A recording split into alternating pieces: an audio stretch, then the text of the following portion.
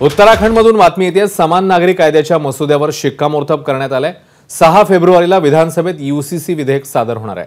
त्यामुळे समान नागरी कायदा मंजूर करणारे उत्तराखंड हे पहिलं राज्य ठरणार का, याकडे आता चर्चा सुरू आहे। समान नागरी कायद्यामध्ये यूसीसी विधेयक जे आहे समान नागरी कायद्यासंदर्भातलं ते सादर होणार आहे 6 तारखेला आणि त्यामुळे आता उत्तराखंड हे पहिलं राज्य ठरणार का, अशी चर्चा आहे।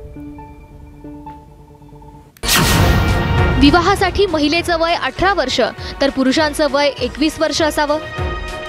औरस आणि अनौरस अपत्याचा संपत्तीवर समान अधिकार असेल। मूल गर्भात असलं तरीही संपत्तीवर अधिकार असणार। सर्व धर्मांमध्ये मुलगा आणि मुलीचा पालकांच्या संपत्तीवर समान अधिकार असेल। घटस्फोट देण्याचा महिला आणि पुरुषाला समान अधिकार असेल। हलालासारखी प्रकरणं समोर आली तर 3 वर्षांचा कारावास। पती पत्नी जीवित असेपर्यंत पुनर्विवाह बेकायदेशीर असेल।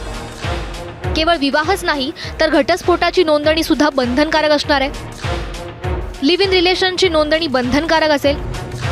लिव्ह इनची माहिती रजिस्टर करून मुला मुलीच्या पालकांना दिली जाणार आहे। लिव्ह इनची नोंदणी न केल्यास 6 महिन्यांचा कारावास असेल। तर दत्तक घेण्याबाबत कुठलीही तरतूद या कायद्यामध्ये करण्यात आलेली नाहीये। एबीपी माझा, उघडा डोळे बघा नीट।